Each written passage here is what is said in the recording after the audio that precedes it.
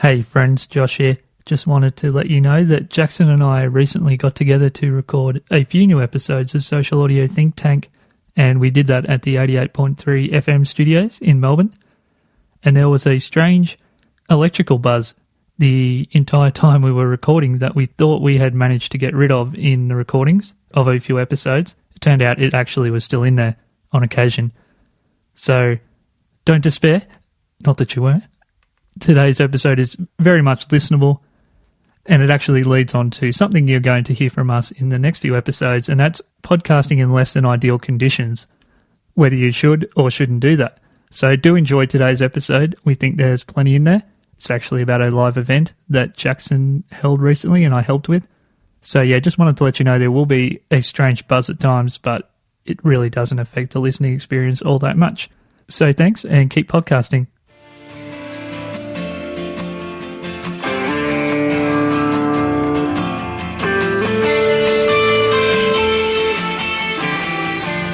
Hello everyone, welcome to Social Audio Think Tank. My name's Jackson from OzPodcasts, and I'm here with my co-host Josh. How are you, Josh? I'm well, thank you, mate. Very good. We're going to go into today, this episode is called Triv-isode, and it's going to be all about an event that Josh and I hosted recently, a live podcast event in Melbourne. Around trivia. It was podcast trivia. The Triv-isode title. Well, let's give a bit of a backstory to what the event was. So a few months back, we hosted an event which was sort of a podcast showcase where we got 5 local podcasts to show up, local comedy podcasts to show up and just do their podcast basically, and they each got 20 or 30 minutes to just do their thing. And that went fairly well. There was good bits and bad bits. So we thought, well, let's do it again. But we changed the format slightly just to play around with it and, see what works. So we changed it to a trivia competition. Instead of having the 5 podcasts, we boiled it down to just 2 podcasts, really, or two teams that represent local podcasts, which were my podcast of Films from the Granny were one team, and Josh had a sort of a mishmash representing his podcast. Kind of a podcast not-so-all-stars team. Yeah. So we took it to the same venue, which was the very generous Loop Bar in the CBD of Melbourne. And I put tickets up on Eventbrite. There were free tickets. They were only available for 2 weeks, so I put an arbitrary deadline of 1 week for the free tickets, after which you'd have to make a donation just to sort of put that deadline there. And before the event, we sold 15 of the tickets. And just for some perspective, because obviously people are listening to this from wherever, Loop Bar probably only has a capacity in that particular room for maybe 30 people tops. Yeah. So it was a 50% sellout rate. I was in pre-sale rate, which me having booked hundreds of live gigs before, that's actually pretty decent for something that's just new. So I just want to put that out there because it sounds like 15 people are. Is that even worth doing? But in a little room, it would have been awesome if it was packed. Yeah, it would have been. The 15 would have been absolutely perfect. And then we get to the event, and 3 people showed up. It wasn't great. I actually had some of my planned guests that were going to join me on stage from different things I'm involved with, whether bands or podcasts or whatever. 2 of them actually had something to do. So that really messed me around, because the people I was hoping to be on stage with me, that would also bring people along. Because it was meant to be just a trivia night where we just podcasted it to see whether you can actually just podcast different kinds of events, but they're in all of the breaks for whatever the event was, like a trivia night. They are podcasters, so they'll be talking podcasting, and that might be the commonality outside of the event itself. So it was meant to serve 2 purposes. And just getting back on point, that was kind of the first warning sign to me that when something's easy to pull out on, even when it's one of your best friends that's organising it, like my friends pulled out on me, that was a bit of an early bad sign to me that, okay, well, if my close friends are pulling out on being on stage with me, I wonder if the crowd will turn up. Which I didn't bring up with you on the night, but I had a bad feeling about that as soon as that happened. Yeah. No, well, I was thinking the same thing, really, because I also had someone else pull out. And there was sort of a bit of discussion on the night of, well, the tickets were free, and maybe if I'd charged something for the tickets, then it'd be more incentive to show up. But then having a payment there, it's less incentive to buy a ticket. So it's sort of a bit of a balance, and you got to pick which one. But anyway, we went ahead with the night anyway. And for the people that showed up, I think it wasn't bad. It was awesome fun. Yeah. I really enjoyed it. I liked hosting questions more than I was expecting. Yeah. Because Jackson and I went back and forwards. I'd do a round and then he'd do a round, and we shared the hosting duties. I was actually really not looking forward to that part where I would read questions out, but that was my favourite part.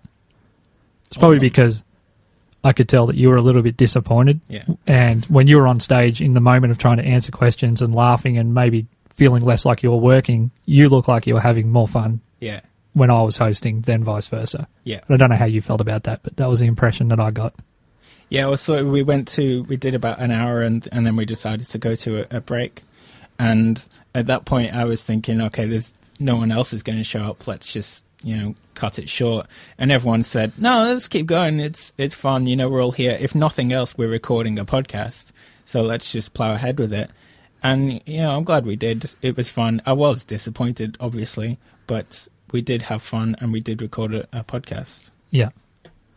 So, given that I am a little bit more on the peripheral of organising those events than you are, I would say if someone said, is this your thing, Josh, or is it Jackson's, I would have to say that it's yours.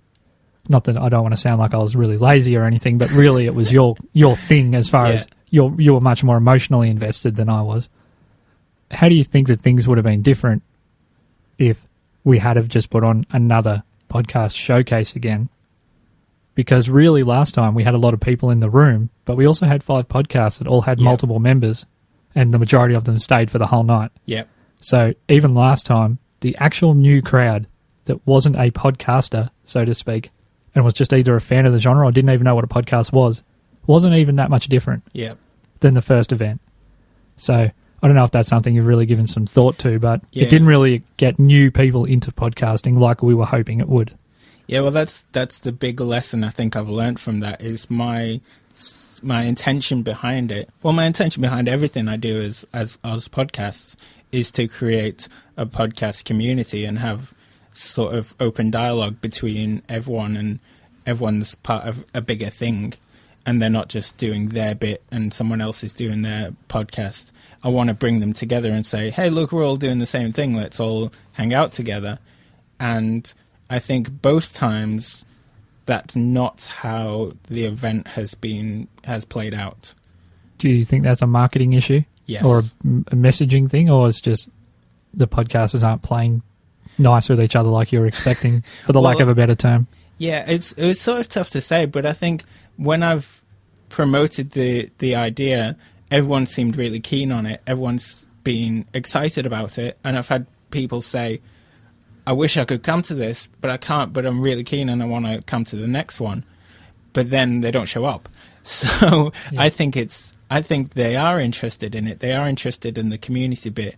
But when I'm promoting it as, come watch these 5 podcasts you may or may not already listen to, or come watch these other 2 podcasts do trivia, and you may not know them, you may not be interested in trivia, but then that's not the point. The point is to have the community thing. I think if I hit the community bit harder, it'll do better. I've got a really different take on everything. And, I mean, I really appreciate what you've been doing because other than myself, like I'm not a great podcaster by any means, and there's so many people I'm discovering in Australia that are so good at it and have such great shows, particularly through you, I've discovered more. But you're the most passionate person about growing the medium and not the entrepreneurial business podcast medium, which I'm really starting to not enjoy at all. Yeah. You like to just grow shows in general and the creativity and shine some light into some genres that people don't think about all that much quality, and they're coming from Australia. So I really admire that you've been doing that. But to me, if I think about people that podcast, the beauty of being a podcast is you can be yourself and you can look however you look and you can talk however you want, and you don't have to do it with anybody else if you don't want. You can really share yourself with the world without having to actually be out in the world. And there's not a lot of creative arts or mediums where you can actually separate yourself so much from the public or being out in the physical space as podcasting. Like, I know a lot of really shy people that have podcasts that are absolute dynamite on their show, and you probably would never pick them as being the same person personality-wise when you meet them, because they're nothing alike. And I think they're trying to bring a bunch of people together. That the reason I love the medium is because it's not like being in a band where, okay, I want to be a successful band. I have to go out and slug it out as hard as I can on the road, and I have to go play these gigs, and I have to be out meeting fans afterwards, and all these things that exist in the physical world. I'm sure they would help grow a podcast if you're out meeting people and all that. But one of the beauties of podcasting is it's something creative you can do without even leaving the house. Yeah. And you could say, oh, all the comedians do live shows. They do. But if you're a comedian and you're in Melbourne, say, for example, and you've got a podcast that has some listeners, are you going to try to get them to come to the local stand-up night where there's a bunch of other comedians and people that maybe can get you into the comedy festival? Or are you going to take that audience to another live event that isn't exactly to do with comedy? So I think, actually, I hate to say it, I think the premise is flawed. That it's just trying to get people that love doing something for one reason to go against their better nature to do something else. Because I know, like, we have a small group, Jackson and I, Australian podcasters on Facebook that we manage together. It's not a huge community by any means, like it's less than 100 people. But when we put something in there, for how many people are in there, we get some really incredible discussions. Probably better than I've had with anybody out in public talking about podcasting, to be honest, other than with you. So I just am not convinced that having live events for the sake of having a live event really is going to do much for podcasting. Yeah. Whereas me and you, literally, we spent money on that. We spent a bucket load of time and energy and effort. Even just the hours we spent there that night, we could have recorded 20 social audio think tank episodes where we get more people listening to this show already than we have to any of those events put together. So I don't know, I don't want to sound like I'm down on it because I had such a great time at that trivia night, but it didn't mean anything to me that we were podcasting it. Yeah. I just liked meeting people through you that I'd never met that were cool and funny and asking each other pop culture questions and sports and stuff. So, I mean, that could have happened in someone's house and I would have been just as happy. So I don't know how... Yeah. And the point of our show is to land this on each other without letting each other know in advance, so that's probably why I'm landing this on Jackson without him knowing really how I felt about it till just now. So yeah. No, I agree. I think you're right in that it's it is a solitary medium, and I think you make sense. It might just be my own bias that I want to have a community around it. I might just be forcing that on everyone. So yeah, I don't know if I agree that it's a good thing or bad thing. When I say I'm not poo-pooing the community part, that's fantastic, and that's what I admire that you're trying to do. I just don't know whether moving a virtual medium into the physical space, when they're not everybody that's involved in it likes, that might even be the reason they chose podcasting, because you can remain slightly more solitary and still get an audience, but it's all at arm's length. Dumping all those people in a spot together in the physical world, I don't know if that's the best place for that community to grow. Yeah. Because, going back to our Facebook group again, like, some of the comments in there have been better than nearly any other comment I've seen in most of those podcasting groups. Yeah. So there's some really keen podcasters in Australia, and there's some very intelligent people that have some great ideas, but they're spread out over a country that's, nearly as big as the United States, and we've only got 1/10 the amount of people or less. So it's just hard, I think, to get the physical community together, unless it's for a specific thing, like come to this podcasting event and we'll teach you how to do something. Yeah. That might be different, but that's more of a meet-up thing, whereas I think that you're trying not to make it so formal. So yeah. Well, I liked what you said before, that it was, we could have just been in someone's house and it would have had the same feel, and we wouldn't have had to worry about the setup and putting money into it and all that other stuff. And one thing that I know you were suffering from, which I wasn't at all, because I've run so many events and played hundreds of pubs and stuff in different bands and whatever, you were really worried about what the venue thought. Yeah. And I could tell. Yeah. And that will make any artistic experience in the real world really hard. Yeah. And it's just the truth. If you're worried about what the venue's thinking about, oh, wow, there's not many people here. I wonder what they think about it. I wonder what they're expecting to make on the bar. All those things just really sap the energy out of an event and you can't enjoy it. Yeah.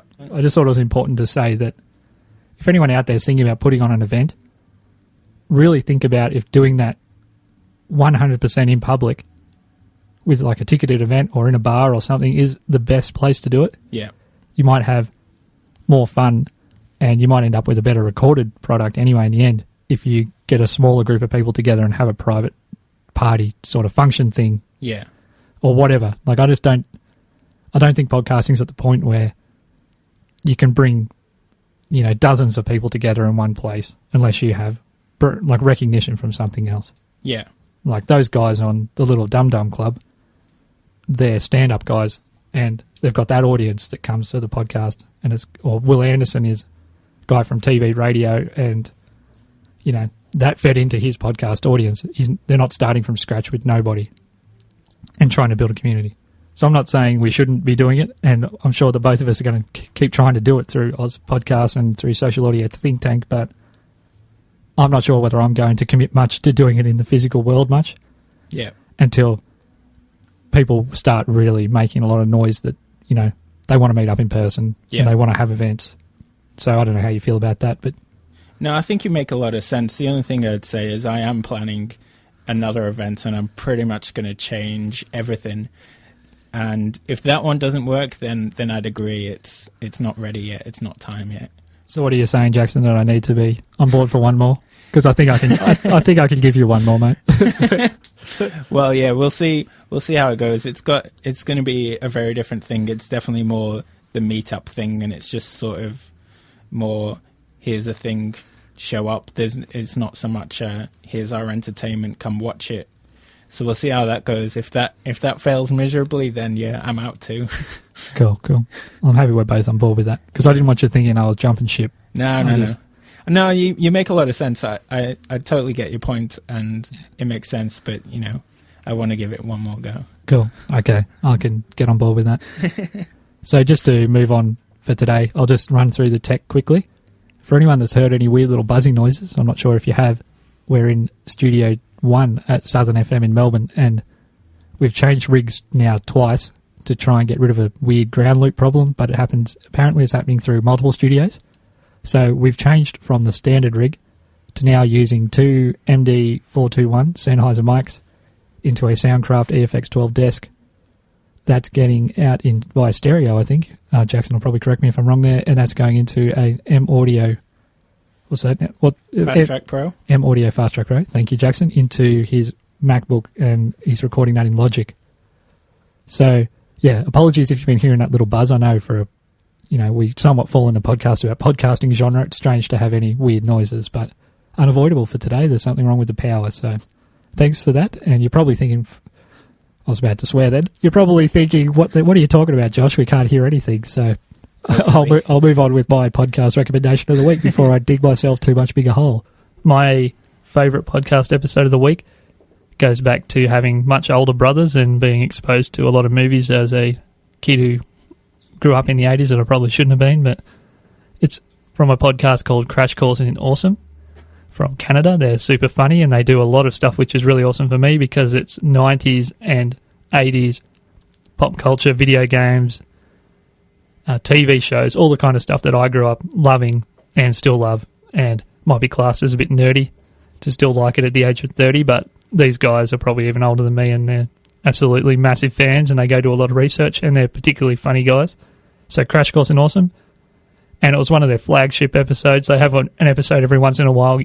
You can just tell it's going to get downloaded for a long time. They did a special on the Lost Boys, the original, and it was really, really good. So if you're into anything from the 80s and 90s in pop culture or movies or video games, toys, anything from Teenage Mutant Ninja Turtles to the Power Rangers to Lost Boys and Gargoyles and anything else you can think of, yeah, they're really, really crushing it with their show, so to speak. So Crash Course in Awesome and the Lost Boys. So I don't know if you got one like that, Jackson. The one I've been listening to lately is Tofop or Fofop. It's so confusing. Just which one is it anyway? Fofop from Will Anderson. Yeah. One thing I've noticed for me is that, I don't know whether I've said this before, I'm not a massive Will Anderson fan, and I never really liked him that much. I mean, I like him. He seems like a super cool dude, but I never was big on his stuff on TV or radio. I actually like him more when he's on other people's shows. Yeah. Like when he was on Crab Feast, which I've talked about before, him and those guys had such an awesome conversation.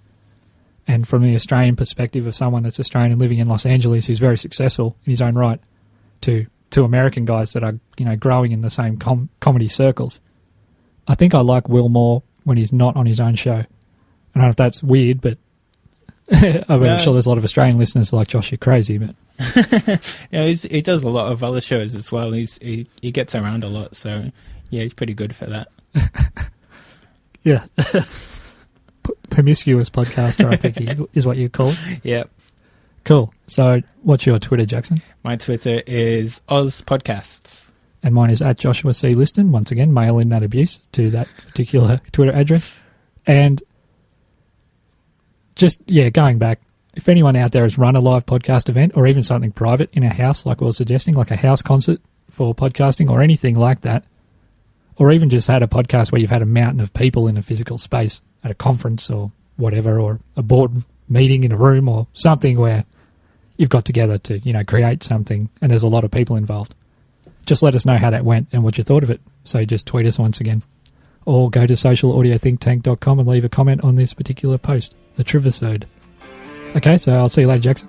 See you later, Josh.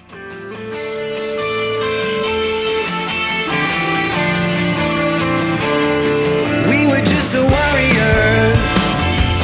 We were just the warriors, home and